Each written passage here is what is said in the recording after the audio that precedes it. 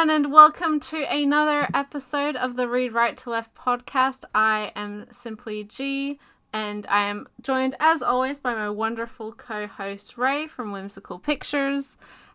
Hi, guys.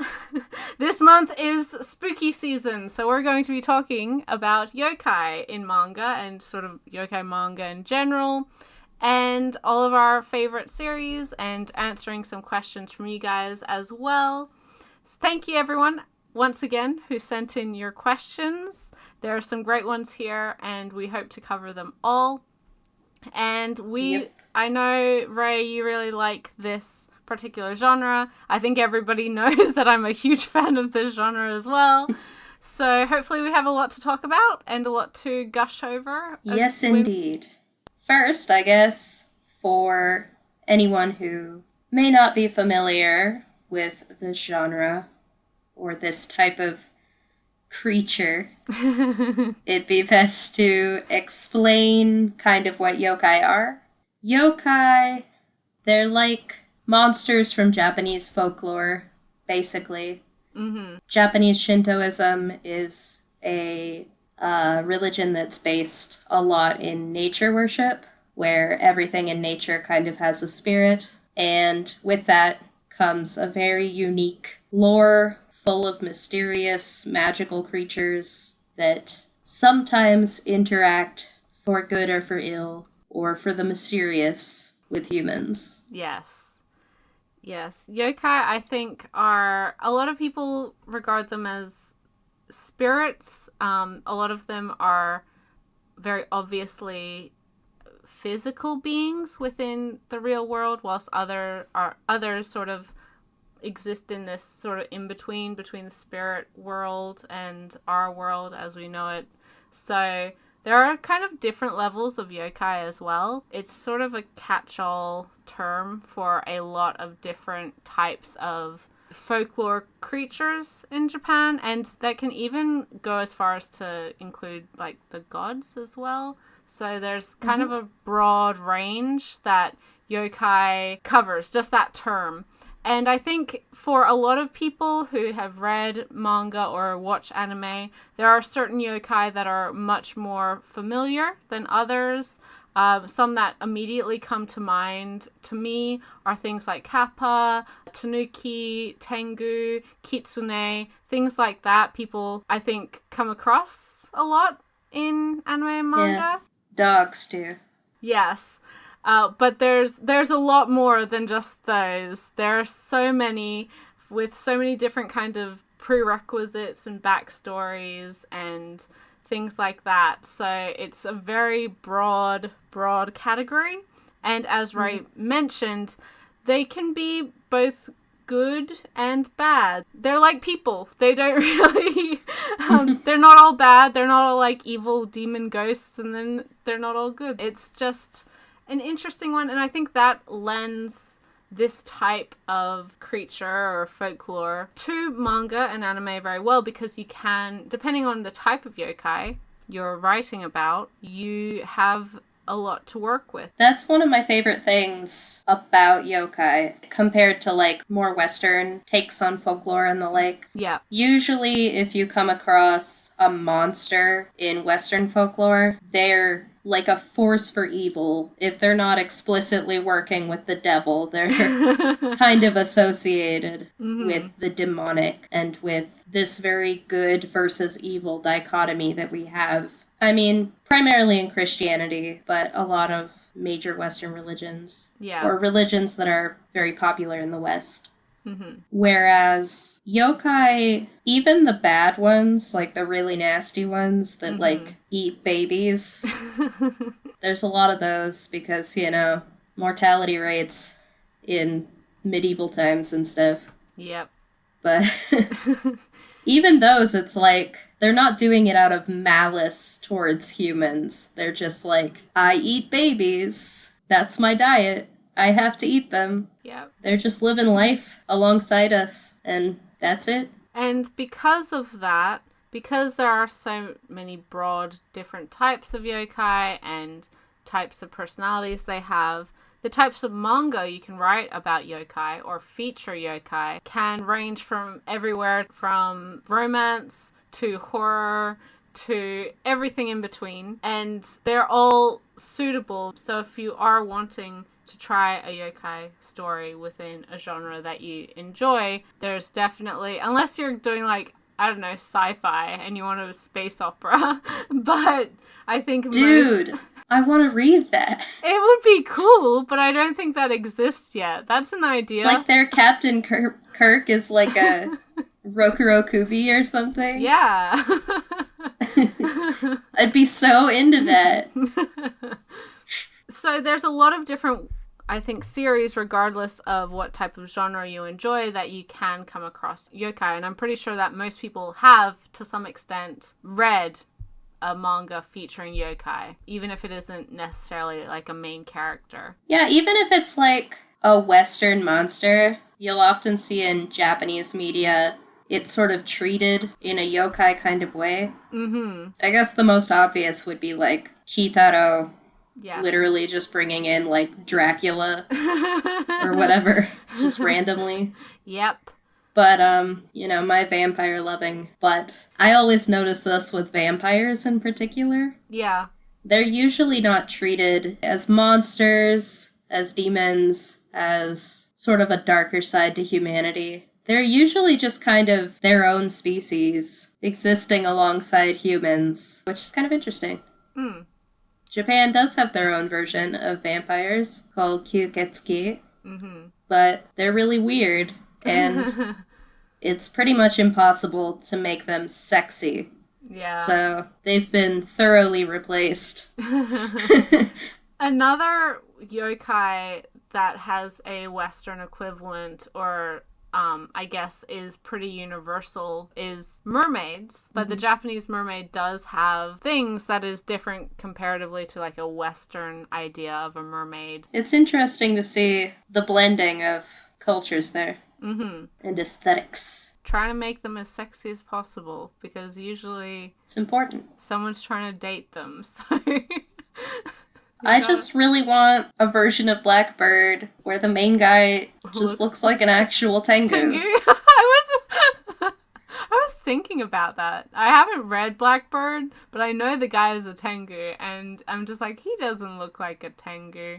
Tengu are so interesting to see in anime and manga, because obviously there's the classic look, which is not very appealing as a romantic interest. But gee, he could just look like a fallen angel. Yeah.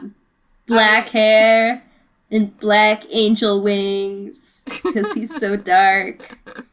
Oh no. I love the Tengu in Kami-sama Kiss. That's like my favorite shoujo manga Tengu.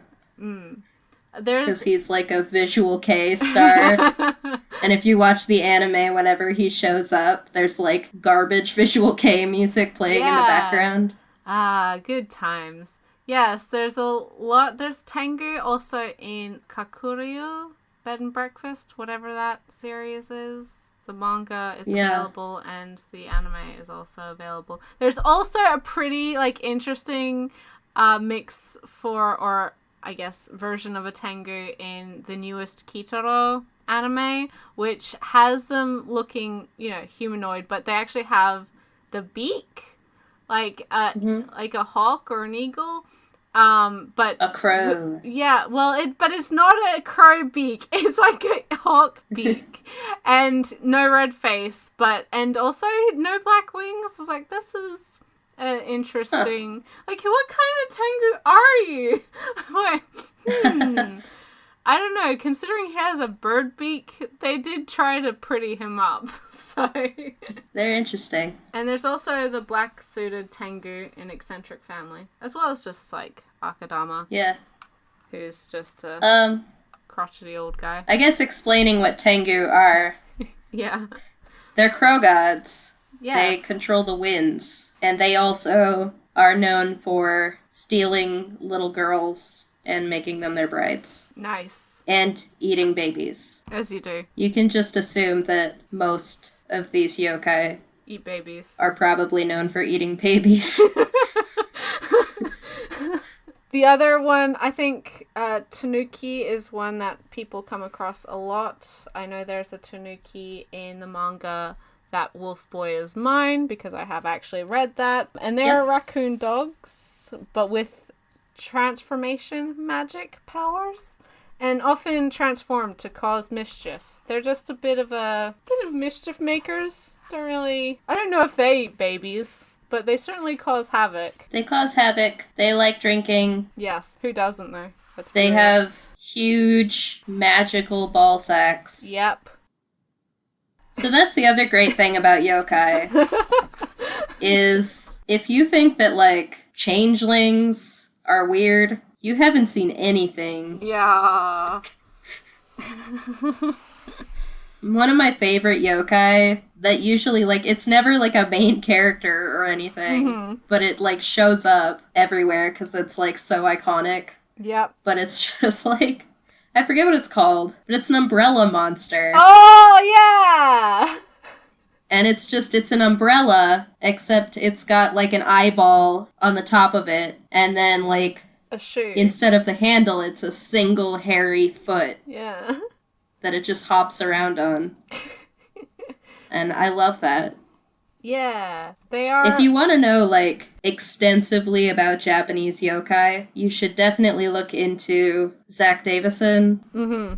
He's written several books in English about various Japanese yokai. Academic texts, I think. There you go. And also, his Twitter's great. Another author I want to highlight who writes a lot about yokai and actually owns the website yokai.com is Matthew Mayer, Meyer. He's kickstarted 3 books about yokai, and they're actually just like encyclopedias of the various yokai from all around Japan and all of the different iterations of sort of similar monsters and where they're found. And obviously, like an encyclopedia, it has sort of how they look like and the story behind them, and it's completely illustrated. He has 3 books out. You can buy them on Amazon, but as I said, they were previously kickstarted. And yeah, so if you want sort of a good collection as well, because Zach Davison's books are fantastic, but if you want like a pretty comprehensive collection of books, I would recommend Matthew Mayer's books as well. That's cool. I didn't know about those. Yeah, and each kind of have a theme as well, so that's pretty awesome. And also, yokai.com has, I'm pretty sure it's the same information that are in the books on the website. There might be like illustrations and some things that aren't there, or maybe the descriptions aren't as long, but that does give you a pretty good understanding or a good reference point if you were wanting to look up any of these yokai that we talk about today. All right. So I wonder, do we want to go into questions? Absolutely. So the first one's not really a question, but a request. Mama Loves Manga on Twitter says, I want to hear y'all gush about Natsume, to be honest. Don't worry. I'm all on board for. I mean, I think everyone who clicked on this video should be prepared that there's going to be a lot of Natsume gushing. It's just our very first video of our top 5 series. Natsume was on my top 5, and so obviously I have a lot of feelings about it. I adore that series. I know that you do as well, Ray. Yes. It's just an incredible manga, anime, everything that it is, just franchise. And I really, really love Natsume, not only because of how beautifully subtle it is and authentically emotional, because I've mentioned before I do have an issue when things become over melodramatic for just trying to make you feel bad about something and try to make you cry and manipulate you. Natsume never does that, even though a lot of the characters do have bad situations. It feels like a much more genuine experience, and it's always heartwarming and bittersweet and like it just soothes your soul. But also, not only is it an incredible story about the relationships that Natsume has with these yokai and the relationships that these yokai have with each other, but it makes the parallel between his relationships with the other people in his life, the humans in his life, and these yokai, and how similar we actually are, even though yokai are supernatural creatures and live in a totally different time scale frame to humans most of the time. And the series does a really wonderful job at highlighting those aspects as well, of the differences but the similarities, and why people and yokais are drawn together so often, even though they do exist in separate worlds. Yeah. So this series, I guess, for people who didn't watch us gush about it in the first episode, this is a shoujo series, originally Lala magazine. Yeah. Published by Shoujo Beat. How many volumes is it up to now? 24? 23 is sitting right next to me in English. That's the most recent one. I think it has 24 in Japanese, and it is ongoing. Yeah. Yes. People in Japan love it as much as we do. So I hope it continues for a long time. Yes. It has 6 seasons of anime, as well as a film, as well as a handful of OVAs and other little extra animated bits. And we talked about... several novels. Yes. Yuki Midorikawa is the mangaka. She is wonderful, and she's written a lot of other stories pertaining to yokai as well. So Natsume isn't her first... it might be her first attempt at it, but it's not her only yokai story, but it's the only one of her manga in general we have in English. Her other one that people may be familiar with because it's very popular on scans and the film was very popular in fan subs was the Force of the Fireflies Light? Something of that. Hotorubi no Morie. Yeah. Which is heartbreaking, but wonderful.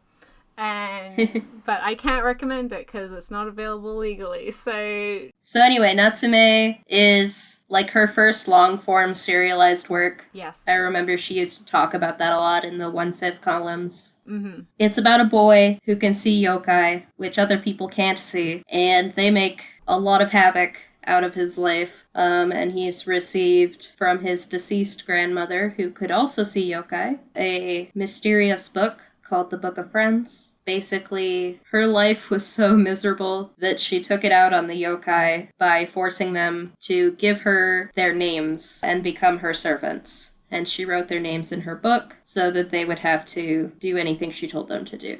Yes. And Natsume doesn't really have any use for this book, and he's a nice and sweet boy, so he's set out to return any of the names that he's able to. And so yokai kind of come to get their names back, or sometimes to get revenge because they mistake him for his grandmother, but sometimes they just have odd jobs for him. They're like, please help me find the thing, and he's like, oh, okay. Yeah. Well, that's mostly like as you get more into the series, and he gains more renown about town. Fame, and also friends. They're like, oh, yeah. you can do the thing. You can help me find my feather that I lost 23 years ago. And they're like, oh. Networking. Yeah. The power But of at the beginning of the series, it's mostly like the name thing. Yes. Or people trying to eat him. Yeah. Well, not people. Yokai trying to eat him. I'd be concerned if it was people trying to eat him. Yokai are people too. Gee. I mean, they can be. I don't know if you've seen the movie. With, but masks. Yes. That's something I wanted to mention. In Natsume, a lot of the yokai are very human-like. There are some that look like more traditional monster-y types, but most of them are just like, oh yes, I am a hot person with a mask on. Or yeah, I have a piece of paper mask and some flowy robes, but I just look like a guy. I just look like a guy. And you're like, oh, okay. There's a Tengu. There's a Tengu. There's a Kappa. Hot dude with wings variety. Yes. The kappa looks like a kappa. Yeah, the kappa does look like a kappa, and he's not a very good kappa, and then he always forgets to wet his head He's so dish. cute. He's adorable, but he's going to dry out one of these days, and he's not somebody's not going to be there to help him, and it's just. And also, Natsume, of course, has the little fox, Kitsune, and just break my heart, that little fox is the most adorable character. There's a lot of adorable characters, but I love him so much. He is so sweet. And he's not even really that prominently featured in the manga. He was such a fan favorite in the first seasons of the anime that they kept bringing him back and just giving him his own original episodes. And they're all great. So... Yeah. He's so good. Yeah, he's so sweet. His little sun hat. Yes. I really like the portrayal of yokai in this. Mm-hmm. So, obviously, even though some of them do try to eat Natsume, and every once in a while you come across kind of a scary one, usually the scary ones are only scary because there's some sort of bad memory or something. Yeah. Some kind of sadness that needs to be healed. In general, the yokai and Natsume are very benevolent, very sweet. They've got, I like their designs a lot. Yeah. They've got kind of a creepy cute vibe. It wasn't a complaint when I said they were just hot people with masks on. It's just a fact. Who doesn't love hot people? With masks on. But I really like the ones that don't. Yeah. That aren't just like the generic hot person in kimono with mask. Mm-hmm. I like, what's the horse one? Mizuki? Oh, Mizu? yeah, something. That one. I love him. His design is so cool. And his little frog assistant, little helper. Okay, she's of the hot person, no mask variety. But I do really like Hinoe's design as well. Hinoe is good. I think it's really funny that Midorikawa, in like a 1/5 column, when she was first introduced, was like, I worked really hard to make her look ugly. And I'm like, what? What? It was unsuccessful. I'm sorry. She looks exactly like all your other human characters. But I like her design. I like her kimono and her pipe thing. Yeah. I like the mid-ranks. Mm-hmm. They're really cute. The little cyclops and the cow dude. Yeah. There's a lot of really fun, kind of creepy, cute yokai designs here. Yeah. I would buy a plushie of almost any of them. Yes. I have a plushie of Nyanko Sensei. Everyone has a plush of Nyanko Sensei. You couldn't not have a plush of... There's been so many plush of Nyanko Sensei, and we've talked about this in the first episode. We haven't mentioned... It took me so long to find the perfect one. But we haven't mentioned Nyanko Sensei in our description of this series yet. He is Natsume's bodyguard. Yes, and also kind of I don't want to say father figure, but he's definitely... Older brother? Yeah, a protective older male presence in Natsume's life, which prior to the beginning of the series, he just didn't have. So they have a really interesting relationship. They have this thing where Natsume has promised Nyanko the rest of the names left in the Book of Friends if he happens to die or just doesn't happen to return them all in exchange for his protection. And so that's their deal, but you can definitely tell that that's not really the motivation as to why Nyanko hangs out with him. And their relationship... Because he's lonely too! Exactly! He's perfect! And I love him. We said it again in the first episode. Best mascot character, just full stop. Everyone else tries... His voice is iconic. Yes. He's just... Natsume! Natsume! Oh god, what are you doing? Sake nomitai! And he always he walks and like makes little weird noises. Like just little... Yeah. And I'm like, ugh. You can always tell just where like he's drunk going. old man noises. Yeah, exactly. All he does is drink and eat and sleep. He is an old man. He's a cat. Yeah, exactly. I really like how the line between, like, humanity and yokai is kind of drawn in Natsume. Mm-hmm. I like the whole culture of the exorcist is really interesting. Yeah. Natori's two babes. I like their designs too. Hiragi and Hair Lady. And Natori is an interesting character in of himself as well. His own relationship with yokai and past and experiences. And like, okay, every time we watch, whenever there's new season, and Natori will always inevitably pop up because he's a main supporting character. Every time I see that lizard on him, I'm just like, oh god, that's just such, like, I don't, because it doesn't go. I love that. I love the lizard. So good. I love the lizard, but it doesn't go onto one of his limbs, like his right arm or something. And like, I'd be so concerned about what was going to happen to that arm. Like, what is going on? But man.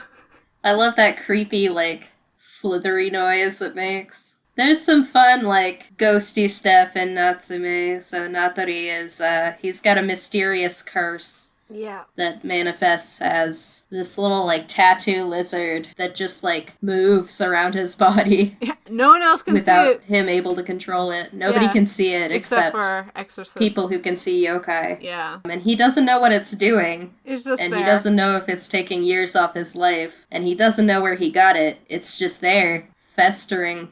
Mm-hmm. By night... that would be so stressful. It would! And as if his life wasn't stressful enough. He's like a really famous actor talent as well. Like, dude, what? He doesn't seem to take that job very seriously. I mean, would you? Have you seen what he has to put up with? He's a heartthrob. He's actor. Interesting. But he is definitely an interesting. And his relationship. I like that he like showed up one day. Yeah. His stories tend to be like a little scarier. Mm-hmm. So he's got the ghost story vibe going on. Usually there's something that needs to be exorcised, obviously. Yeah. One of the earliest episodes with him and Natsume is like, he just shows up and he's like, hey, I won 2 tickets to go to like this hot spring. Mm-hmm. Let's go. I remember. And I'm like, that's so shady. Yeah. What are you doing to this teenage boy? Yeah, I'm like, Toka-san, you're very trusting of this man you don't really even know. Why are you letting your foster son just like hang out with him? It was so weird. Yeah. He's like, oh, let's hang out at a hot spring. Like, that's not suggestive at all. Not that he's naive in a weird way. Yeah. He doesn't have a whole lot of experience with people, like real experience. Yeah. So it's like he's got Natsume and he's like convinced they're BFFs. Mm-hmm. And Natsume is just kind of like, whatever. Hey guy. he connects with him because obviously he's an exorcist and he kind of introduced him to this whole exorcist world. But considering he has friends his own age who know about yokai and can kind of see yokai with Taki and Tanuma, he doesn't really need Natori comparatively to how Natori kind of needs Natsume. Yeah. Just to have like a human presence in his life, because the only other people he really knows are like Motaba, and you don't want to be hanging out with Motaba. Like that... Well, and I feel like he's very cutthroat compared to Natsume. Yes. But he's super squishy compared to the other exorcists. So he's like, I don't know what to do. Stuck in the middle. I do think Natsume, usually the stories with Natori are about compromise and dealing with a friend who you don't see eye to eye with. And I do think that that's something, those more difficult lessons about friendship are something that Natsume isn't necessarily going to get from Taki and Tanuma or from the yokai who are basically children. So I think he gets something out of that relationship too. Of course. And obviously Natori can protect him from the other exorcists. I was going to ask because I don't know, I think we've kind of implied this, but for those who haven't watched Natsume or haven't read Natsume, it's a very episodic series. Every chapter is kind of self-contained. There's a couple longer arcs that really only last probably 3 chapters at most. And so you meet a lot of different yokai. A lot. And a lot of different problems and a lot of different interactions Natsume has to have with these creatures. I was going to ask what, and I know it's like so hard to narrow it down, but what are some of your favorite yokai or stories that we've come across in the series? Okay. Anytime Hiragi shows up. Yep. So that's mostly the Natori chapters. Mm-hmm. But I like her a lot. She's probably, not counting Yanko Sensei, Mm-hmm. she might be my favorite yokai. Yep. I really like the snow bunny The snow, yeah. one. Yep. I have a snow bunny. I have a plush snow bunny. You do? I do. Next to your plant. And my Nyanko has a plush, has a snow bunny on his head as well. So I got double snow bunny. Wow. Yeah.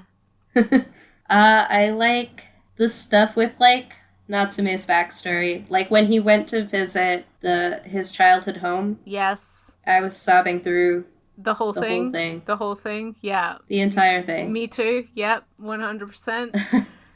The most heartbreaking thing about that particular, because I cry a lot in Natsume anyway. Like, let's just, we're not playing games here. I always cry at Natsume.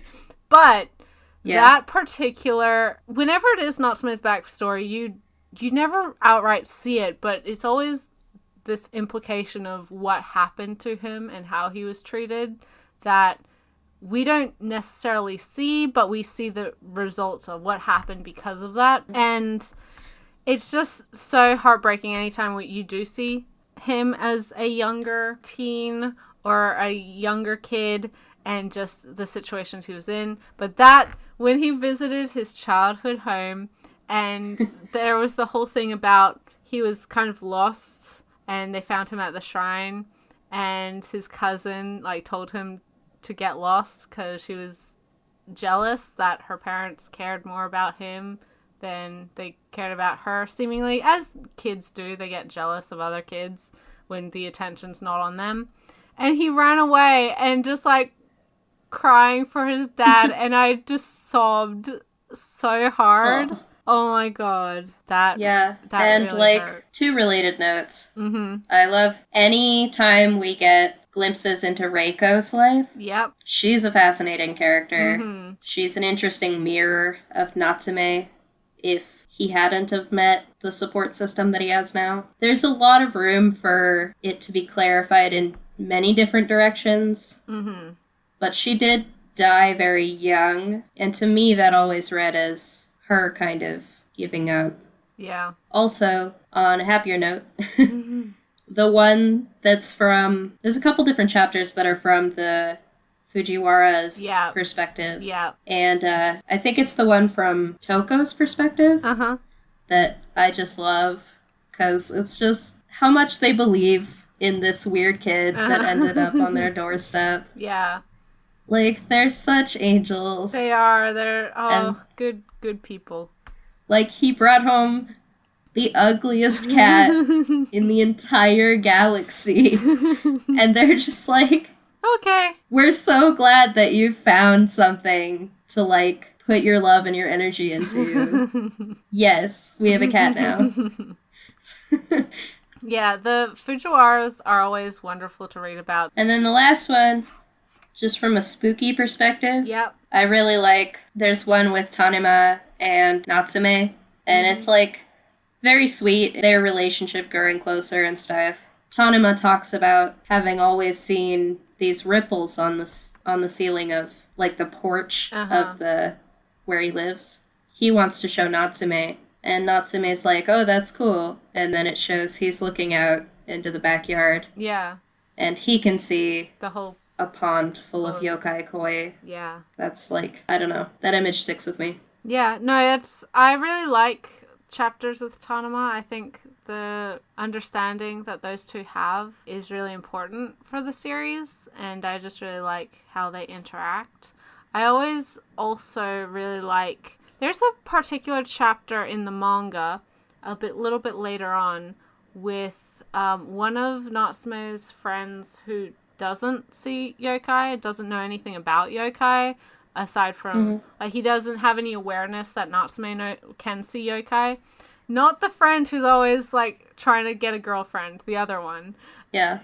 There's a chapter with him where he goes into a bookstore and, like, comes across this girl who works there or is looking for a book or something, and he doesn't realize that she's a yokai, and so he spends the next couple of days trying to help her. So it's his own interaction with the yokai without even realizing it, and how that whole experience gives him perspective on different people and how people treat each other and that sort of thing. It's a really, really wonderful little chapter, and it's nice to see some more from Natsume's more human, quote-unquote, support system, or more normal support system, because I think it is really important that he has friends or people in his life who know about his secret, but then he has friends who don't know about his secret but still support him anyway, even though his behavior or reactions aren't inherently normal to everyone else. So, yeah. Yeah, I like this idea that, obviously, as a bisexual person, this rings very true. The idea that you don't have to reveal everything about yourself to everyone at the same time. That you can have, like, different levels within your support system. That you have friends who know everything about you, and you have friends who, you know, maybe don't know everything, but they hang out with you anyway. That's very healthy. I'm glad that my kids are reading a series with healthy messages about friendship. Yes. So that's been some ample gushing about Natsume. Yeah.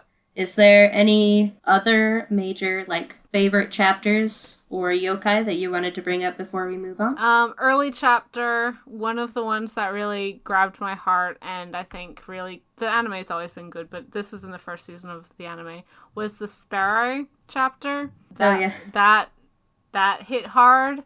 Anything with the little fox, we already talked about. Love him. He's a sweetheart. Of course. And I always like certain chapters when there's a human element with the yokai. So it's usually a relationship between a human and a yokai, and the human doesn't realize that the other one's a yokai. And then there's sort of like misconnections there. I always find that is really effective when it's done in Natsume, and the amount of effort that Natsume puts into fostering and maintaining those relationships for those individuals is sort of above and beyond what I think a lot of people would do, because he does value those own relationships in his life as well. So he's just trying to protect all sorts of relationships, even ones that aren't directly related to himself. And it's just, yeah. He's also too nice for his own good. Yes. Long story short, read Natsume, watch Natsume, it's fantastic. The movie is also just being released by Aniplex of America. It is, I mean, it's pretty cheap for an Aniplex release, but it is still an Aniplex release. But it's a good movie, so support it. It's very good. All 6 seasons are on Crunchyroll, and yeah, read the manga from Viz. Yeah. It's very good. Because it's episodic, it's a really easy series to just pick up and put down. Yep. So, not a huge commitment to, like, marathon 6 seasons. I will You can just go at your own pace. Yeah. I will say that, although it is episodic, do start at the beginning, because I think Natsume as a character evolves a huge amount over the course of the series. But if you do pace yourself, you're not going to forget, I feel like you're not going to forget like major plot elements or anything, because every episode is pretty self-contained. Yeah, I agree. Start at the beginning. It's going to be enjoyable if you just pick up an episode wherever, but one of the true rewards of the series is just watching Natsume grow super gradually over the course of the series. And another sort of episodic self-contained series, so this is kind of transitioning into a different or another question, is another kind of yokai series is Mushishi, where it's a singular character interacting with these supernatural creatures that other people can't inherently see or react to or interact with. And that series, that one's a little bit more, you can just jump in wherever, but if you're reading it or watching it, read it and watch it at, like, read all of it or watch all of it, because it's very rewarding. And sort of the last episode or the last arc in the manga is really built up from the beginning. So yeah, don't kind of work your way backwards through that series. I mean, don't start at the end and you're fine. Some people do. They're just like, oh, this is the most recent one, and then they go back if they like the most stuff. I'm like, no, just start at the beginning, weirdos. Okay, so those volumes are so expensive. Yeah. Just like, buy it on Kindle calm for down. one, but also for two. Yeah, I mean, it's just, there's no need for you to be reading it from the end. So the first season of the anime is not on Crunchyroll. No, it's on But Funimation. it's still pretty easy to find, I believe. I think it's gone out of print, but I'm pretty sure the Save edition is really easy to get. I don't know if it should be. I don't know if it's technically out of print, but I think I remember seeing that it went out of print. That they let the license drop or something. But the second season's on Crunchyroll. Yep, and the specials. You know, there's a lot of good episodes in the first season, but the first season and the second season are like how many years apart? 8. 8 years apart. So you can watch the second season and get a totally satisfying experience if you watch that from beginning to end. Yes. But I will say that considering there was 8 years apart between the two seasons, it didn't feel like there was, if you watch them back to back, it doesn't feel like there's been a break at all. Yeah. It's a beautiful show. Phenomenal. I absolutely love the series. Again, was that on my top 5? Maybe. I think so. Yes, it was on both of ours. Okay, good. Yes. And although the manga is out of print, physically you can still get the entire series digitally thanks to Kodansha. It's one that was being printed by Del Rey and then kind of got lost amongst the way when that transitioned to Kodansha.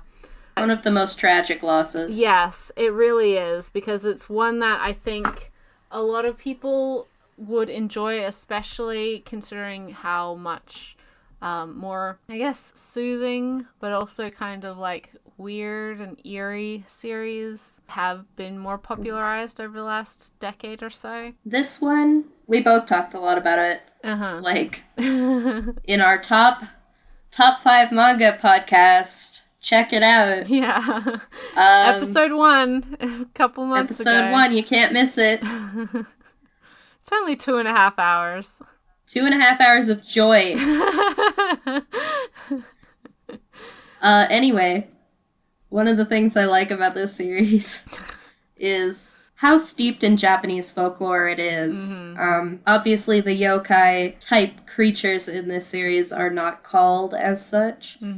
But I still feel very confident in calling it a yokai series because of this element of these supernatural creatures that are one with nature. Yeah. And sometimes interact with humanity for good or ill, who bring calamity, illness, you know, and that only some people can see. So, yeah. It's very ghosty. Yes. And a lot of the stories are based on specific Japanese myths, ghost stories, even like old wives' tales. Like, I can't remember the specific, like, superstition. The ones that curl into your ear and make you deaf and grow horns. Yeah, the, the ah and the ooh.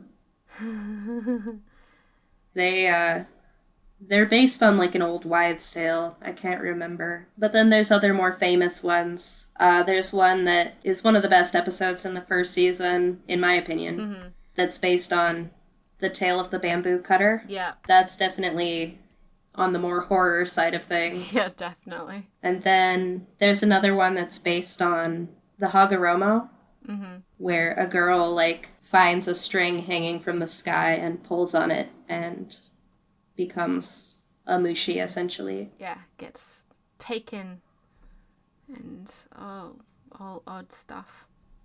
In the second season there's an episode, probably, I mean, we've been talking about like the creepy, eerie ones. The second season with the black spot on the hands and the crows. Yeah. Oh, that visual, man. It's terrifying. Oh man. Is that the hunter one? Yes. Yes. Yeah, like that last image of like the crows descending on him. Yes. Oh god. So scary. Terrifying. And then there's others that are like heartwarming. Like there's the one where there's a guy chasing a rainbow. And it's just like about the value of finding like a small thing to give your life purpose in between everything. Yeah. That's a really sweet one. Yeah. And it has a really beautiful conclusion. One of the more creepy ones from the second season is Floral Delusion, which is about the sakura tree. Yeah. That was really good, but also creepy as hell. Very classic. Very Japanese horror. Very classic. There's a lot of stuff that leans into certain imagery that I think if you've consumed a lot of Japanese folklore and myth and just stories, historical stories, then you will be familiar with it. But it's still done so effectively in this series that, you know, it suits it so well. There's a lot of like old fishing villages. You know, getting lost at sea and various like coastal calamities. There's one that's about algal bloom and another one about, how do you describe it? The sea doppelganger one. Oh, yeah. There's also the one where the individuals experience the entire, like their whole lifetime in a day on the island. That one's so good. It is so good. Terrifying, but so good. It's so interesting, too, though. The idea, at the end... A choice is made. A choice is made that I think makes an interesting point. There's so much to think about in this series. And there's just so much atmosphere to just bathe in. You know, spooky old Japanese fishing villages, or like... secluded, you know, quiet mountain towns, deep in mountain the snow. Towns. Banked in snow, and like forests, beautiful Japanese bamboo forests, and the sprawling evergreen forests, the sprawling rice paddies, and just there's so many just beautiful Artland. If you watch the anime, Artland they don't put out a lot of anime, but Mushishi is by far one of the most beautiful shows just around, landscape wise. It's just phenomenal. And if you're having trouble sleeping, just find a playlist of the Mushishi soundtracks and let it go. Like, I used to use it as a study playlist. It's a good choice. But also, I want to give a word to the manga because it's also very beautiful. It has some really unique panel layouts. The use of language in it is really interesting. I highly recommend reading it in Japanese if you're capable of it. The translation's good. It's interesting what it does. It almost reads like some kind of poetry. It's nice. Yeah. Yuki Urashibara bases her stories off of her love of folklore that comes from spending a lot of time with her grandparents, hearing ghost stories from them, and her fascination with small town, rural Japan. Yeah. So. And that's a perfect segue into what I think is kind of the quintessential beginning of yokai manga with Kitaro. Shigeru Miyazaki's Kitaro, which is the same idea of his love for listening to old yokai stories from the elders in his life really grew his interest and became what is kind of regarded as the first yokai manga ever, at least when it comes to like serialized comics. And so Kitaro is wonderful, but a little bit more on the very quirky, mischievous, oddball type of, is this a horror series or is this just like a mischievous... It's kids horror. It is, and it reminds me... It's like Goosebumps. Yeah, it reminds me of Goosebumps, or even like a kind of creepy Dennis the Menace type of story, where Kitaro isn't inherently like bad or doing, you know, anything like that, but a lot of the stories do revolve around him being a mediator between yokai and humans, and sometimes that doesn't go so well for the humans, because why should it? I mean, they're causing trouble too. So yeah, Gegege no Kitaro, which has an untranslatable title, Spooky Kitaro. Yeah, something along those lines. Ooh, Kitaro. Gegege is like, it's a sound that's for creepy atmosphere, so it's like, ooh. But it sounds fine in Japanese because of how onomatopoeia work in Japanese. Mm-hmm. It has a great theme song. Yeah, it's... It's about a ghost boy, well, a yokai boy, named Kitaro, who has mysterious origins. If you start with Birth of Kitaro. not the first Kitaro collection that got released, but like the first one of the new series of collected stories, which is called The Birth of Kitaro. You can start with his origin story. Yes. And then you'll know his actual birth. Yeah. As per... It's a good story, but for like the rest of the series, it doesn't really matter where he came from. He's a yokai boy. He's got a very iconic design. Yep. He covers one of his eyeballs with hair because he only has one eye, and the eyeball that lives in his other eye socket is the last remaining piece of his yokai father. And his name is Eyeball Dad. Daddy Eyeball. And he just travels with Kitaro and helps him. Yep. Like a dad does. Yep. Except he's an eyeball.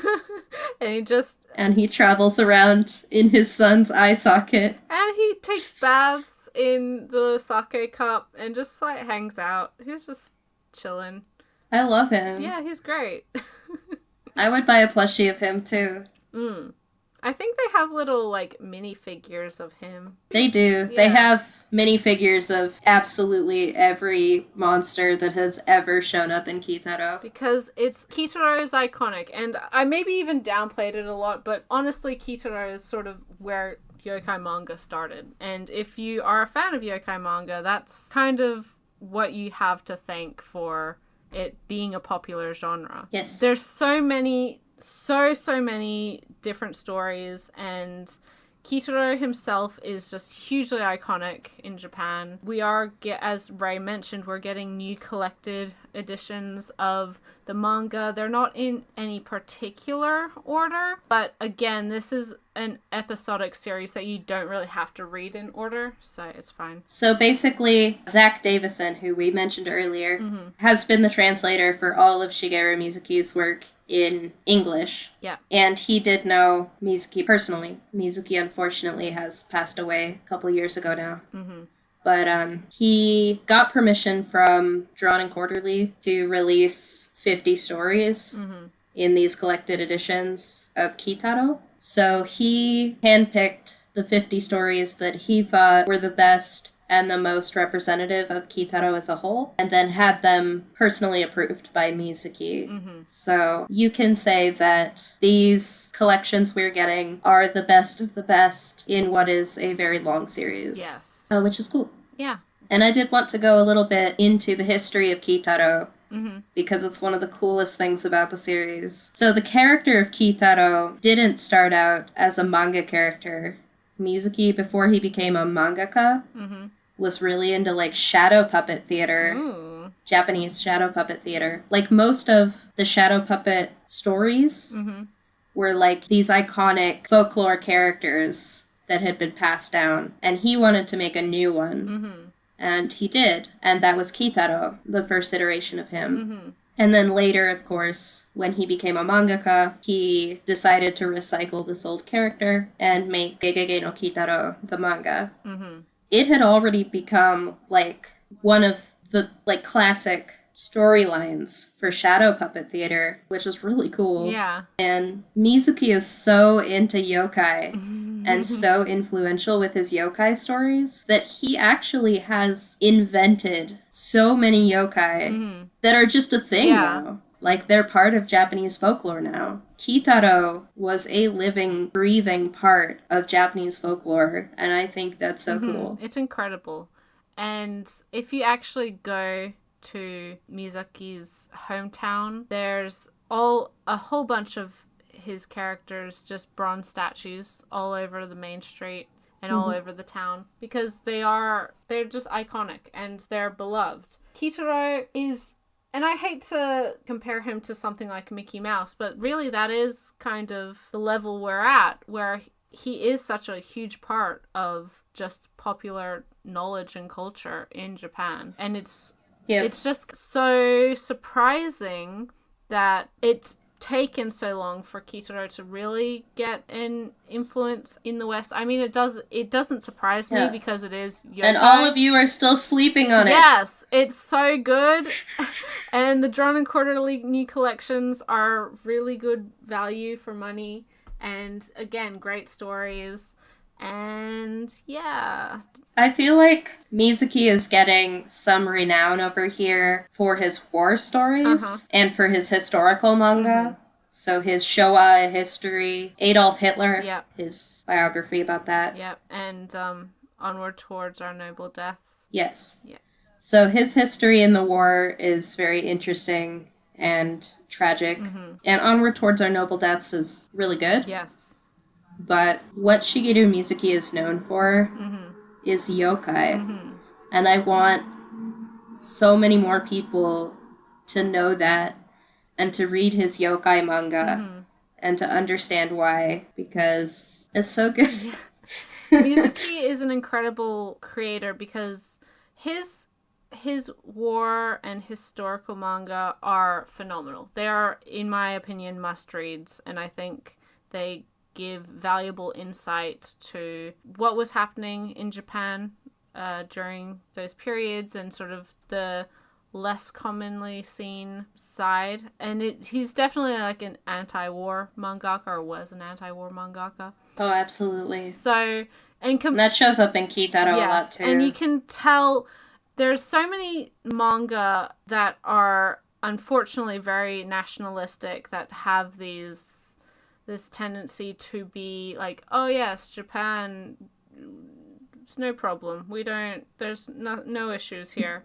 Historical revisionism, which is not fun. And so I think everyone should read his historical manga and his anti-war manga. But I think the thing he always wanted to make an impact with, and which he has in Japan, is with his yokai manga. And the fact that it is so influential and it is something that has, as Ray said, just become part of the fabric of yokai within the country is incredible. It's like you say, it makes sense to me that his historical and war manga is more popular over here, because I think people see it and they're like, this is important and I want to read it and I want to know it. And that's great. I think absolutely. And I'm so glad people are finding these titles and reading them. But at the same time, there's something almost a little sad if that few years that he spent in the war and that limb that he lost is all that he's remembered for in the West. Yeah.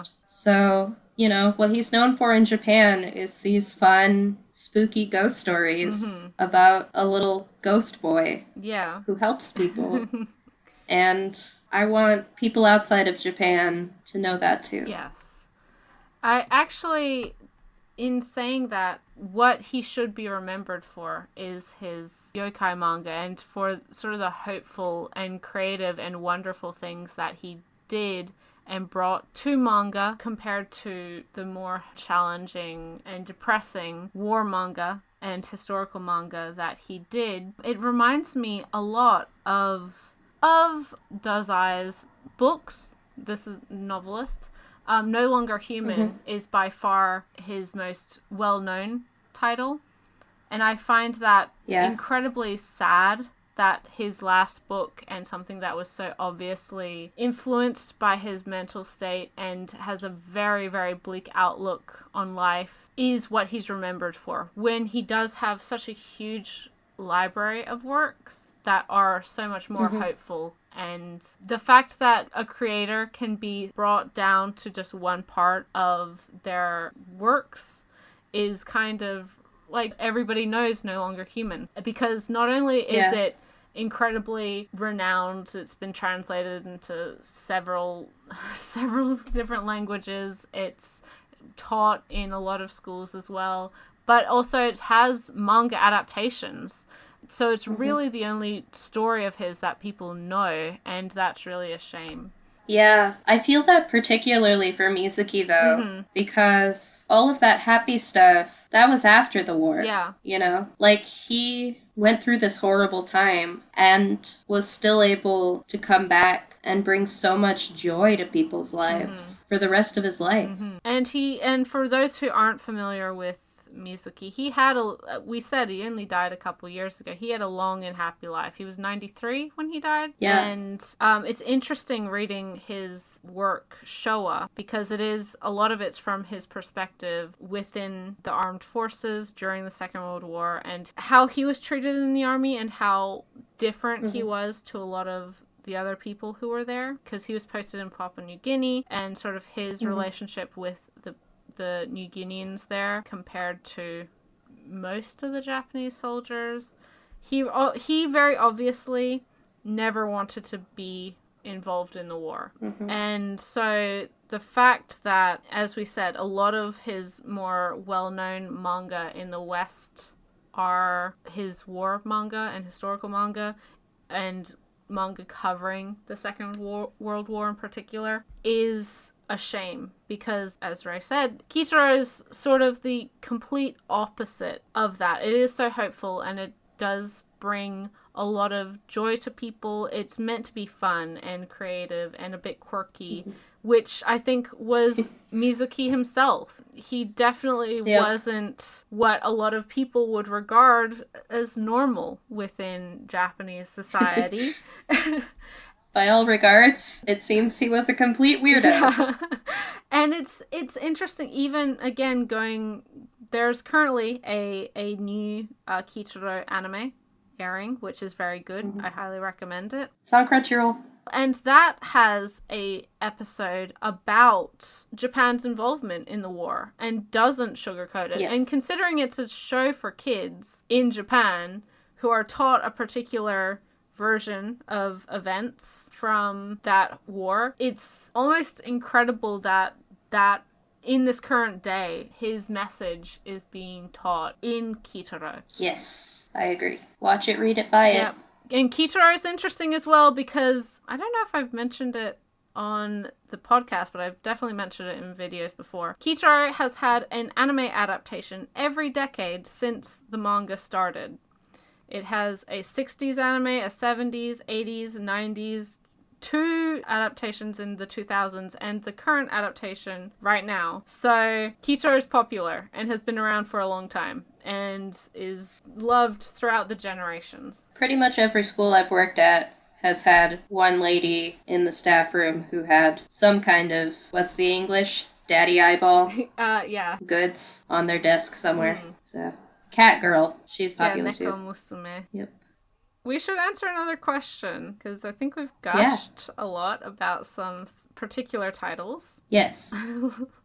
So, questions. This one mentions Kitaro, so let's do that one. So, from Quanticat, we have a request to discuss morality in yokai stories, especially thinking of Kitaro and more fairy tale type stories. So, yeah, obviously, this type of folkloric monster is going to have a lot of times where it shows up as kind of a morality play. Yeah. I think that's something that's shared by all three of the manga that we've talked about so far. Yeah. And a lot of other yokai manga as well. Because a lot of the time in yokai manga, the message isn't the yokai is doing something bad. A lot of the time, the yokai is just existing. And it's humanity's impact on the yokai space rather than the other way around. And so it is meant to be sort of almost a cautionary tale in how to act or how to handle situations or how to interact with the world around you. Yeah. So it's definitely got this type of old-timey fairy tale aspect to it where, yes, it's a story about a weird monster, but the real story is maybe don't treat your friends like terrible people and then maybe you won't grow a third arm. Like, there's always folklore and don't slice your pillow in half or your nightmares will come true. Mm-hmm. But a lot of don't cut your nails at night because then you'll get cut yourself. That's such a weird one. Well, I know the practical reason for not cutting your nails at night is because, you know, the lack of light. You're going to cut yourself. Would have made it dangerous. Yes. A lot of times it's like, especially in Kitaro and Mushishi, and one that I just finished today. Hey, Cat-Eyed Boy. I saw you were reading it. I was like, that's his perfect timing. It's more like I remembered we were doing this podcast and I was like, oh, I have that. And it's October. Ooh. It's perfect. Yeah. It's like the main character, whether it's Ginkgo or Kitaro or the Cat-Eyed Boy, tells the main human in the story. He warns them. Don't do this. And then they do it anyway. And then humanity. Bad things happen. Yeah. This is why we can't have nice things. People in these stories literally can't just not do something. And it's not even just never do this thing again. It's just like, how about you don't do this thing for like 3 days? And they're like, no, but I want to do that right now. And then something bad happens. And you're like, well, who could have predicted this? In Cat-Eyed Boy today, there was one of the better stories, I think. Mm-hmm. These people were not listening to Cat-Eyed Boy because he's scary looking. Mm-hmm. There's these weird, slimy rocks that start showing up on shore. Oh, yeah. I remember. And a creepy old spinstress in the town is like, don't let those get to high ground. Let's throw them back in the ocean. And nobody listens to her. And they end up making it to high ground. And they're actually tsunami summoning yokai. Yep. And they summon a tsunami. Yep. It's like, maybe listen to people when they talk to you. Yep. Even if they look scary. Yeah. Or don't have a husband. Oh my god. Not those spinsters. And a lot of Japanese folklore does rely on natural disaster, like tsunami, like fire, forest fire and that, because it was those were problems. Those were things that they had to deal with. Because Japan is located in the 9th circle of hell. 3 million fault lines just converged into one point, and you're like, okay, this is a good place to grow a country. Even just yesterday, it was going around Twitter, that stupid, badly conceived tweet from a certain person. Yeah. Mention no names. But pointing out that there was, not just a typhoon with record-breaking rainfall yesterday, but also super destructive tornadoes and a volcano eruption. Yep. So that's what happens when you're on fault lines. This is why I live in Australia. There's no fault lines anywhere near me. Not gonna miss that. A lot of times the morality in, like, Kitaro is quite old-fashioned.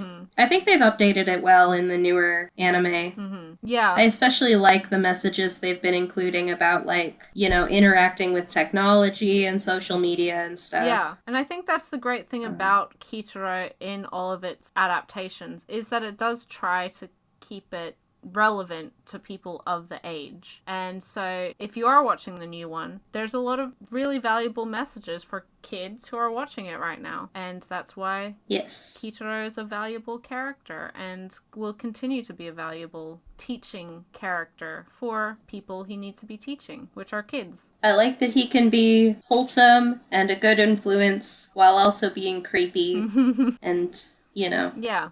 spooky. I think the kids like that. Yeah. Kids like a bit of They weirdness. don't feel like they're being talked down to. Yeah. Kids like weird shit. I mean, it's just common knowledge. I like weird shit. Who doesn't like weird shit? Let's be real. What anime fan doesn't like weird shit? You're in the wrong medium. Especially if you're watching yokai stuff. I mean... The weirdness is the best part. So, moving on to a couple questions from, I'm going to butcher this, Thariana H. First question is, do you both have a favorite type of yokai? G? I like the idea of a lot of the yokai that are born from a previous item being loved or used for a long time and then being granted like magic because they were so well treated by the people who owned them. That's not just items like that umbrella yokai we were talking about earlier, or like there's cups and things like that, but also like the cats, the well-loved cats that live for so long and get the split tails. I love those. I just like that sort of positive karmic reward for treating your things well and for valuing the things in your life, and the way that Shintoism portrays that and grants those things value even when they might not have value for the individual anymore, and rewards them for good service or whatever. I also like a lot of the animal spirits, kitsune, tanuki, etc. I like them all. So yeah, those are kind of my favorites, but I do like some of the really weird, creepy ones. A lot of vengeful lady spirits I like. Who are normally, something bad, tragic happened in their life, and now they're going to be haunting someone. All those guys who probably deserve it. They're a pretty prominent class of yokai, vengeful ladies. Yeah. And there's some pretty valid ones in there. My favorite kind of yokai is vampires. Unsurprising. I agree with you, actually. I really like those. The ones about, like, valuing your possessions, treating them well, treating your pets well. And I really am a big fan of the Rokurokubi. It's just terrifying. And hilarious at the same time. Which is kind of the best thing about yokai, that they can be both at the same time. Yeah. I guess kitsune as well. I like all the myths that are associated with foxes. Like the fox wedding is one of my favorites. Yeah. I like the that's pretty generic, the yokai parade or the festival. Like, I find that just a really interesting concept and like exciting. It's kind of like, oh, you could run into this and be walking around spirits and not even realize it, and just this merging of the two worlds. I find it just really, really wonderful. Yeah, the idea that you can just come across something, or the idea that you could just trip the wrong way and end up in the spirit world. Kind of fun. And that gives it, a little bit of mystery and a little bit of magic, and that's what these stories need. They have to be kind of unknowns that are interesting and to explore, that you want to kind of know more about, but also be respectful towards and not just being an idiot, because then things aren't going to work out well for you. Well, that's what's good about any good ghost story, I think. Yep. Do you prefer the yokai are evil or yokai are okay or nice stories? Which one? I mean, I think it depends on the series. I really like stories or manga that can utilize the inhuman nature of yokai to good effect. The fact that they don't understand human emotions in the same sense that we do, or they don't have the same morals that humans do. Yeah. I find that like a really wonderful concept and a really exciting way to have kind of conflict in your manga without making a character inherently like evil or good. So I do like Natsume, as we mentioned, a majority of the characters are just good yokai. They're not really out to cause any trouble, and I love them. But I do really like mischievous or complicated and a little bit darker yokai as well. A really good example for a series that I am hoping to actually publish it later this week that we're recording, but it'll come out before this video comes out, is Phantom Tales of the Night. That first volume debuted and was really wonderful. It's everything that I wanted from that series. And that has a complicated demon type of main character who he's an innkeeper. He grants people a wish in a very monkey paw-esque or genie-esque way, where you have to be very specific because it's going to get twisted if you're not, in exchange for a secret that you haven't told anyone. And he's just really curious about humanity and kind of seeing how people live their lives when what they think is their one wish to be happy comes true.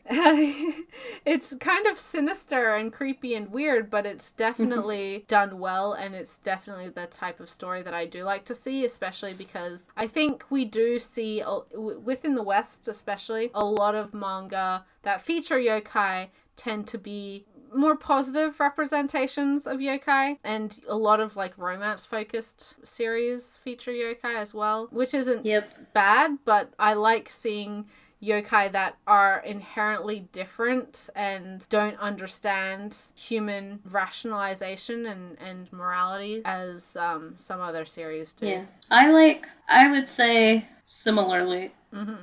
It's not so much whether they're bad or good, but whether they're, for me, whether they're weird enough. A lot of the romance titles, which I like some of them. I liked Kami-sama Kiss. I want to read Kakuryou at some point. Yeah. And another one is Demon in Momochi House, or Demon Prince of Momochi House.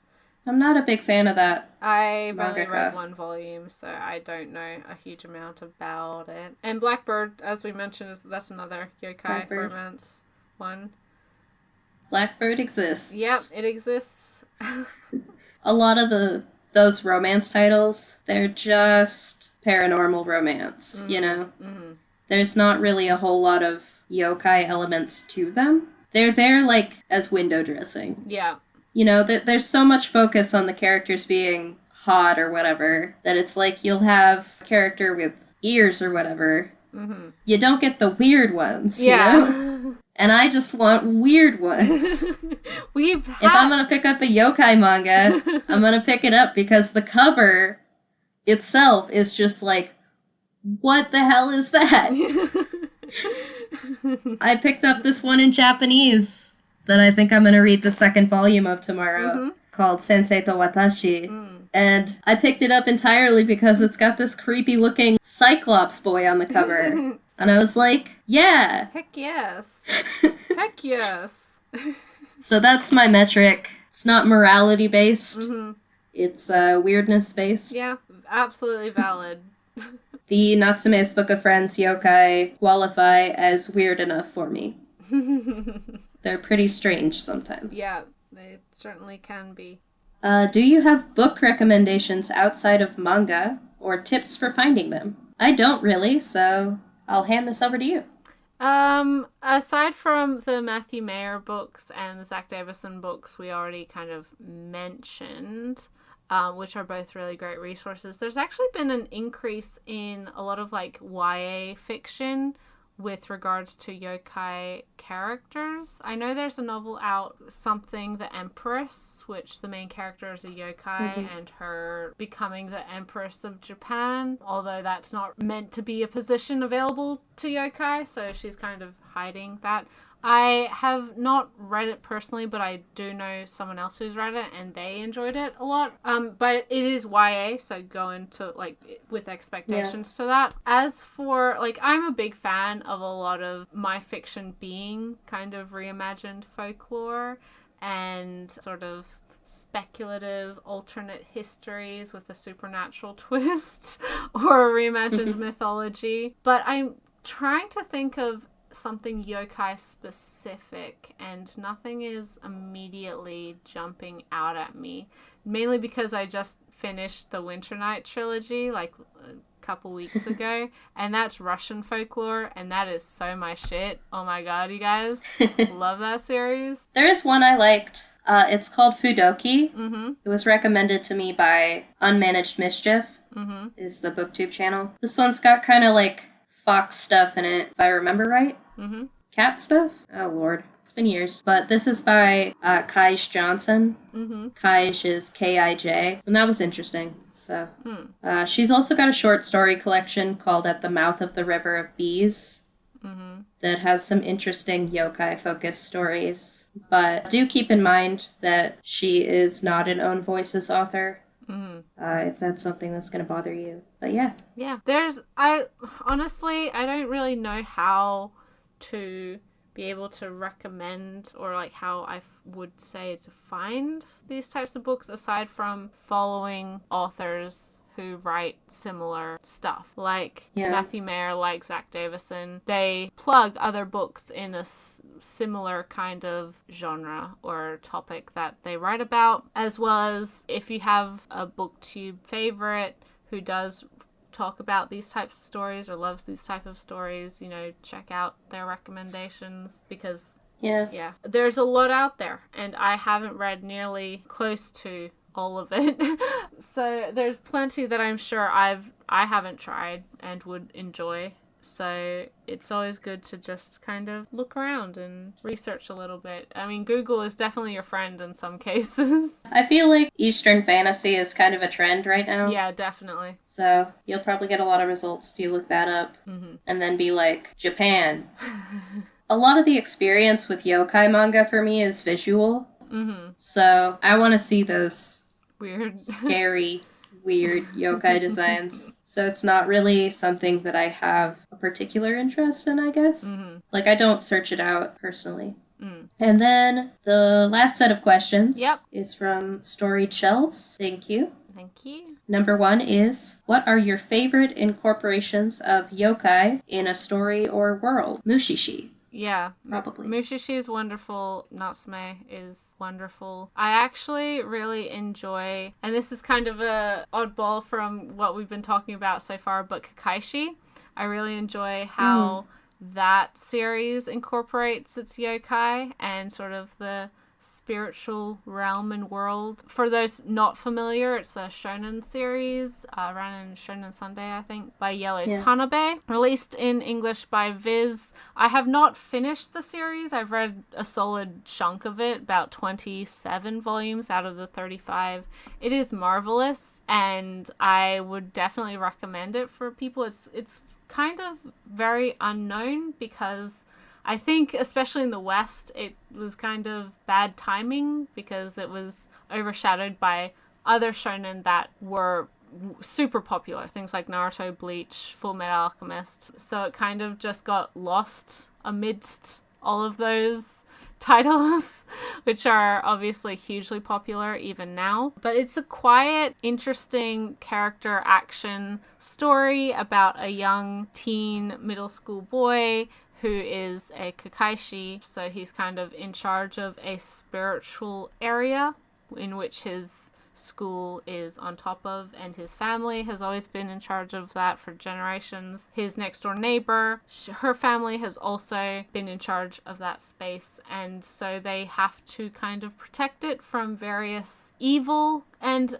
just kind of general yokai that come there in order to gain power, because it's a very power-filled spot, and even the most small no threat yokai goes there, they can get a huge amount of power that can make them very much a threat. And so you see, obviously there's a huge element of the story where yokai are the things that they're fighting against and that are causing trouble and destruction and whatever else, but a lot of the time they are just, I didn't realize that it would get to this point, and it's not so much their motivations to go crazy or gain a huge amount of power. I also really like the representation of a lot of the yokai throughout that series, and there's also kind of like human yokai characters, which are really fun to read about too.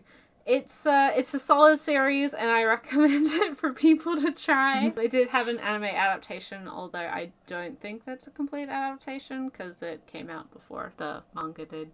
And I haven't watched it, so I can't say if it's any good or not. Yeah, I watched the anime a long time ago. Mm-hmm. It was good. Yeah, that's good. Another one that I haven't read the manga for. I don't know if you have, Ray. I would probably think yes, but I have seen the anime for Holic. Yeah, I've read the manga. Yeah, which is obviously a Clamp title, and I think people who know my channel know I'm not always the biggest fan of Clamp, just because I find it a little bit convoluted.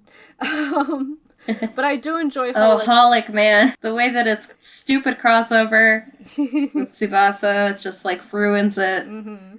In the last third is, you had such a good thing going. Yep. Even despite that, it's my favorite Clamp series. Mm-hmm. It's a bit quirky and weird and definitely relies on sort of the darker elements of yokai. Yeah, so I was going to mention it, actually. First of all, I love the art style. Mm-hmm. They kind of shift their usual art style. I forget who the head artist on that one was, but it's the same as the Tsubasa head artist. But the art style is so different from Tsubasa because they do this kind of ukiyo-e woodblock print thing with the style. All the shading is done with hatching. There's these clouds of smoke that look very like ukiyo-e and are kind of floating everywhere. It's all very mysterious. But I really like that kind of vibe of the world is more or less functioning as normal, but there's these strange people who have a very specific job that you go to if you've got spiritual problems. Yeah. I love that vibe. And Holic has that with its kind of shop of wishes. Mushishi has that with the Mushishi. Yeah. I guess Demon Slayer, kind of. Kind of, yeah, I would say. The whole exorcist thing. Yeah. Kitaro as well. Mm-hmm. You can only summon him by sending him a letter in his yokai post. If you've got yokai problems, you can contact him and he'll come. Yeah. I just like that idea that there's a job of just, like, helping people who have yokai issues. That isn't necessarily, like, exercise it. It's just figure out what their ish is. Then I also like in Holic that the yokai type creatures are generally created from negative human feelings. Yeah. Which is pretty standard in Japanese ghost stories. And I always really liked that idea. What are your favorite yokai designs and depictions? And why? I think we kind of talked about this already, but like you, I like when the more traditional look of a yokai is sort of maintained. It can be updated to a certain extent. Yeah. Holding what actually makes that creature unique and what is recognizable within the folklore. So I don't mind, I'm a hot guy in a mask. But at the same time, I think there's a lot of really, as we've said, quirky, cool designs and imagination that go into yokai because they can be born from pretty much anything, that the sky's the limit. And I think that when a show or a series isn't afraid to just make a pretty accurate representation of the traditional look is much more interesting and something I appreciate. Yeah, I like Kitaro, probably. Yeah.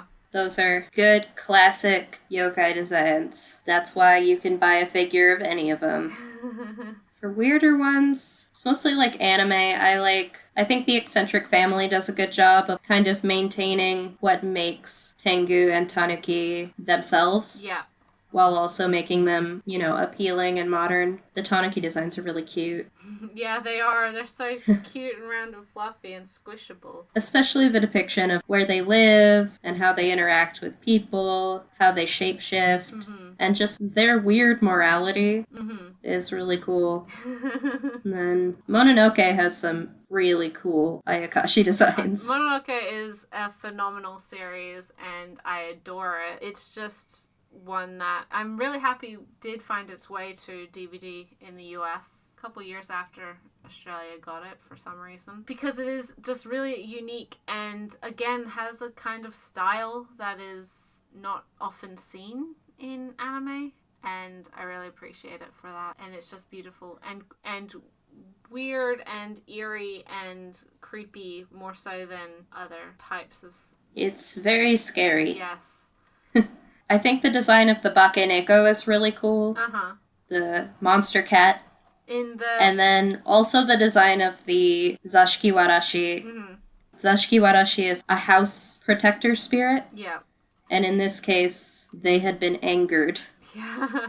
Yep. Zashiki Warashi is a yokai that you see come up a lot in manga as well. And I just wanted to insert here, in Demon Slayer, like there's the head of the Demon Slayer Corps or whatever, his children or assistants or whatever always remind me of those, because they're very obviously styled after them. Your children look like yokai. I know that's purposeful, but like, ooh, that was a decision. I just always remember my first encounter with Zashiki Warashi was Sayonara Zetsubo Sensei. Because there's a character in that who everybody calls Zashiki Warashi because they think that she's a Zashiki Warashi for the school, and they pray to her for like protection, but she's actually just a neat.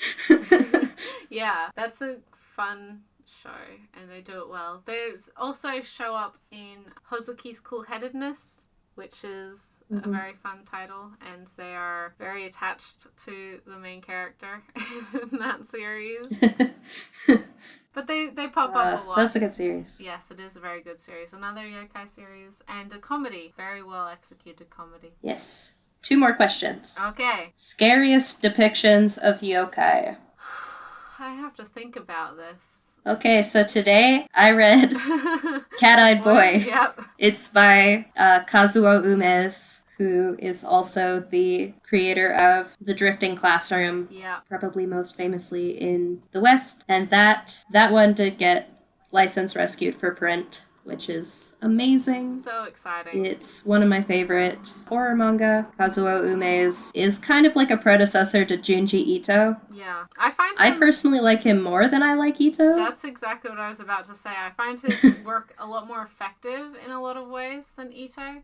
I don't hate Ito, and I have great respect for him, but I don't think his manga is always the scariest.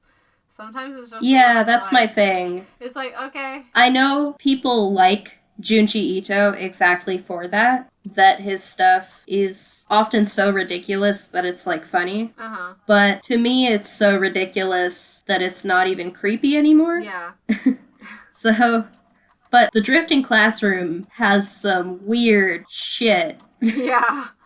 Like, it's so wild that you can't help but laugh sometimes. But it's like, there are so many images in that manga that are just permanently burned into my retina, preying on my most primal fears. Yeah. And Cat-Eyed Boy is the one with yokai in it. I thought the tsunami story was really good. Yeah. That was really scary. One of the longer stories is called, like, the Meatball Monster. I remember that one. It's so scary. Oh, God. It's basically how this one family's fear of the cancer that's been passed down through their family ends up enveloping the entire town.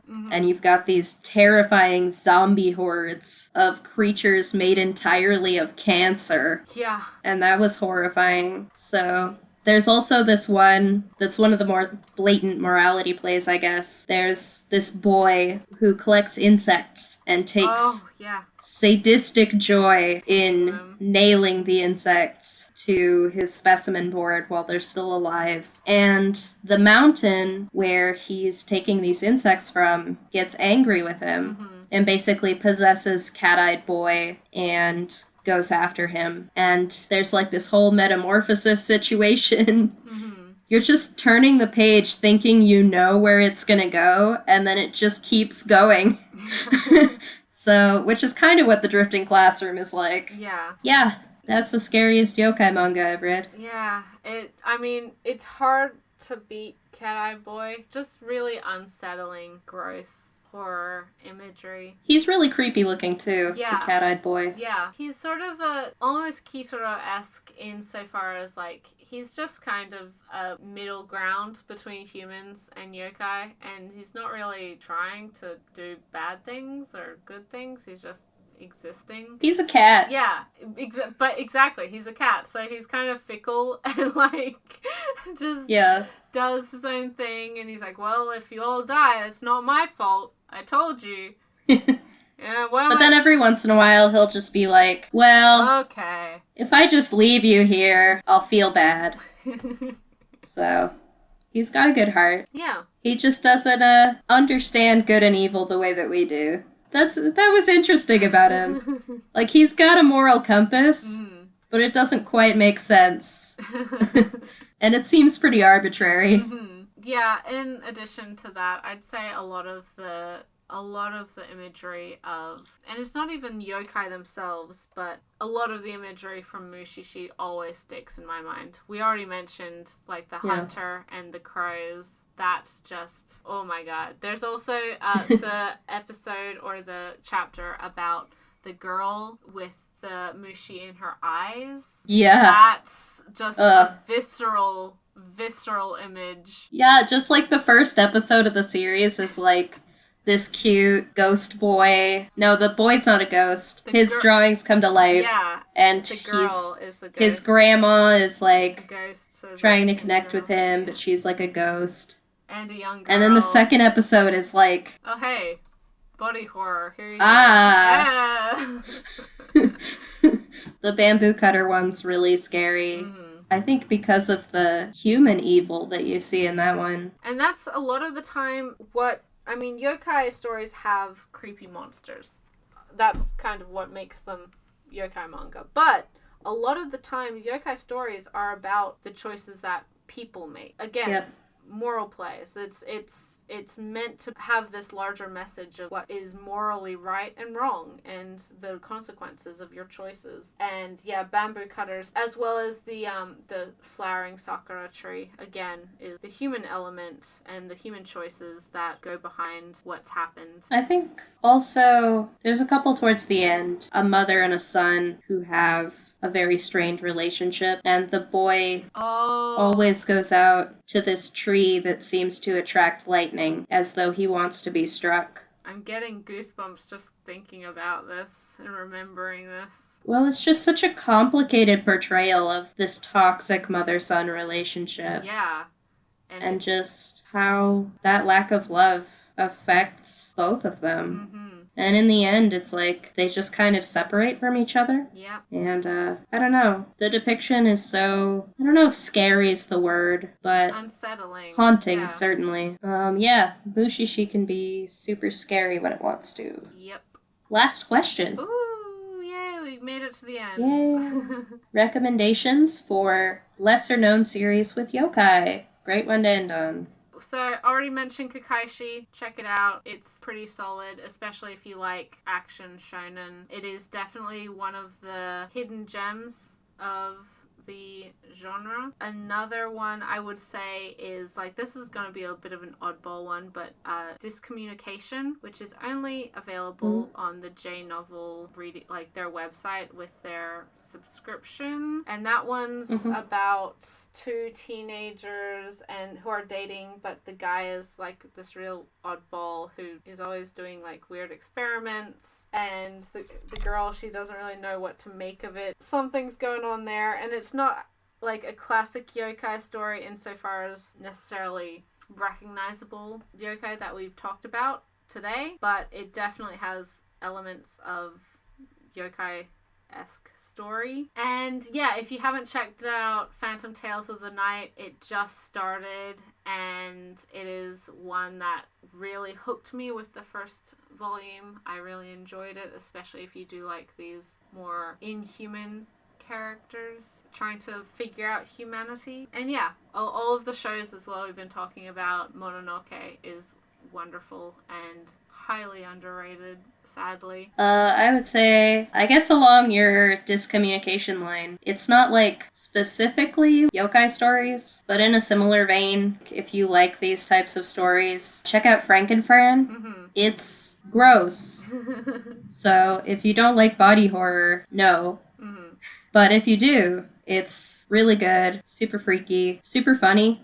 Fran's a really fun protagonist. Don't let the covers put you off, because they're super inaccurate to the content. Hozuki's cool-headedness, like we've said. Yep. The manga's available digitally. Yep. And this is a very funny series set in Japanese hell, Jikoku, and all of the denizens of hell basically working their office jobs in hell. So it's got some really cool yokai designs, and it's just really funny. If you have, like, if your sense of humor is dry as a bone, this is really funny.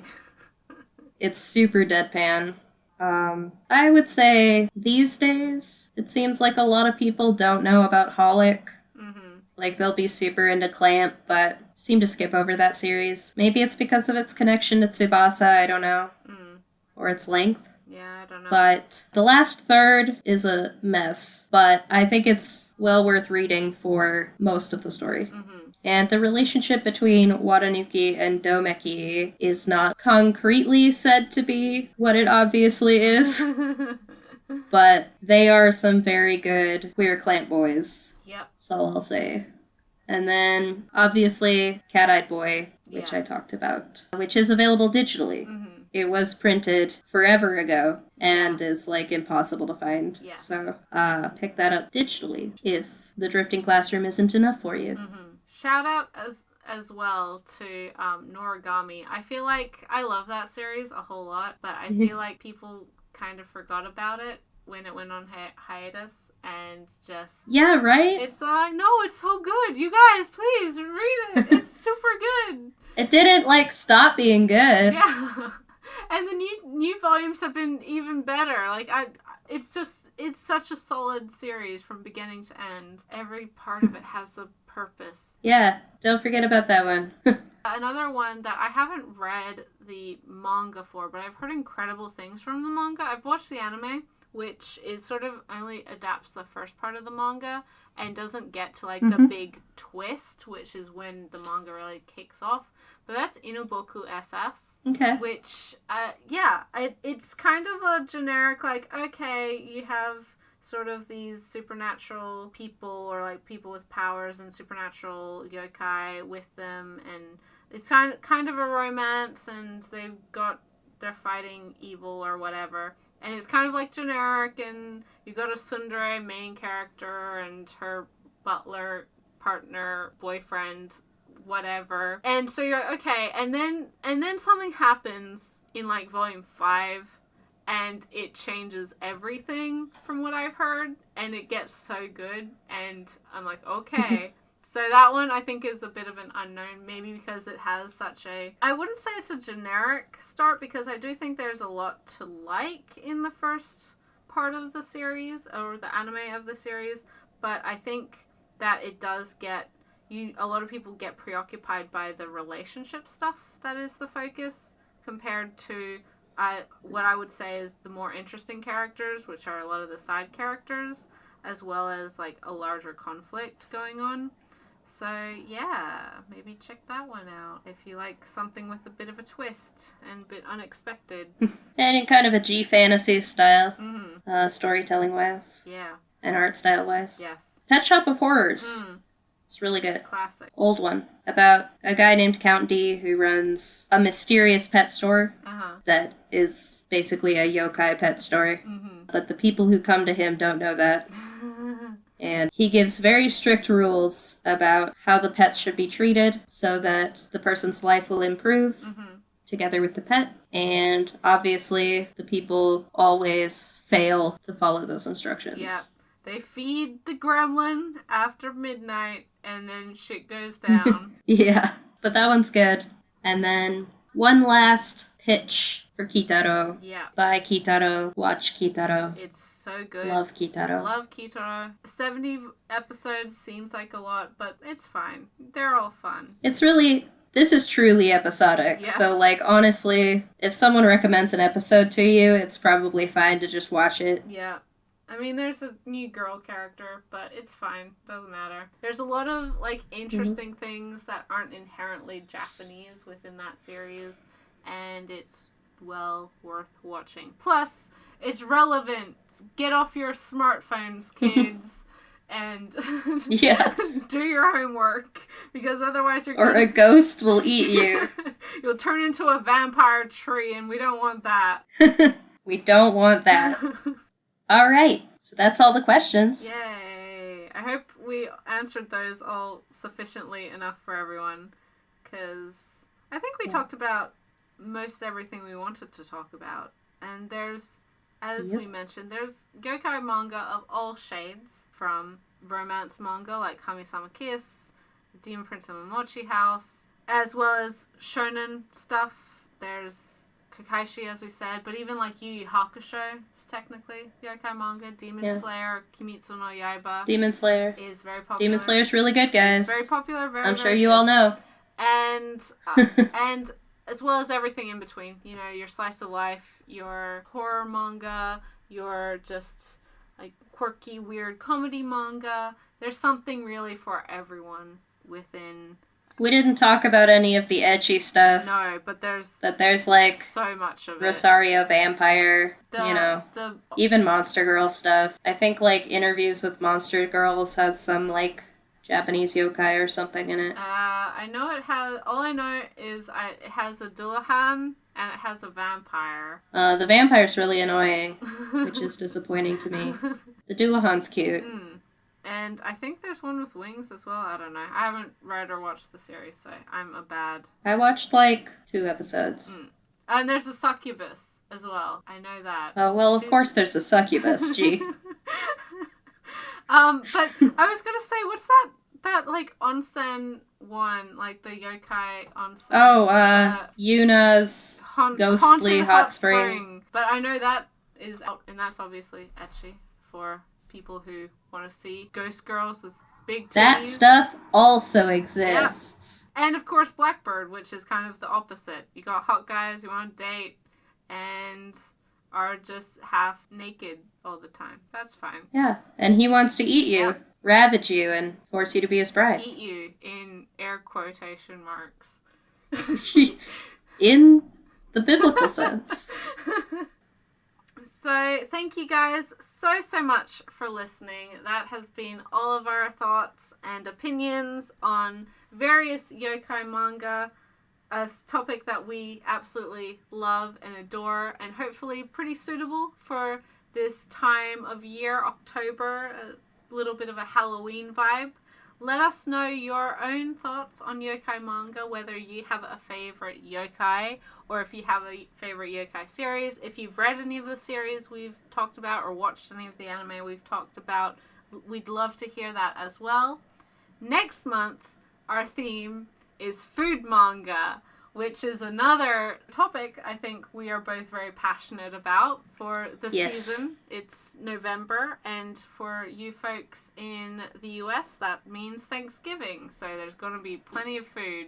Food manga there's a lot of it out there, and hopefully we can talk a lot about it because there's some great series that I'm eager to talk about. But if you have any questions... A lot of series that are really good, and like some of the ones we talked about today, do not get the love that they deserve. Yes. And I guess that means I need to watch the What Did You Eat Yesterday drama. Isn't it? It's on Japanese Netflix. Next month. It's on Japanese Netflix now. So you can watch it, no problem. Yep. The rest of us, not Japanese Netflix people, have to probably never see it, and I'll be sad. Please, I want to watch it so bad. But if it makes you feel better, it doesn't have English subtitles on it. Okay. But we will talk about that series and more for sure next month. But let us know your questions and comments in relation to that topic in the comments below, as well as per usual, I will put a tweet out so you can respond to that with any of your questions as well. And we do try to answer all of them that we see. We do try to comment and respond to all of the comments that we get, because we do really, really appreciate you guys listening and for sticking around with us as we go off on impossible tangents. So, thank you guys so much for listening. As always, I am G from Simply G. I am joined by my wonderful co-host, Ray from Whimsical Pictures. Our social media is the bottom of the description. Follow Ray. Subscribe to her channel. She's incredible. And if you're not following her already, then what are you doing? Thank you. My Twitter is also in the description as well. If you are not following me there and you want to just see me out in the wild off of YouTube, you can catch me there. And just that's where I keep people updated on sort of the schedule of my videos and stuff as well. But yes, until next time, guys, we will read Kitaro. Read Kitaro, read Mushishi, read Natsume, and enjoy all of the weird and wonderful yokai that are out there. Thank you guys so much for watching. We'll catch you in the next video. Bye till then. Happy Halloween!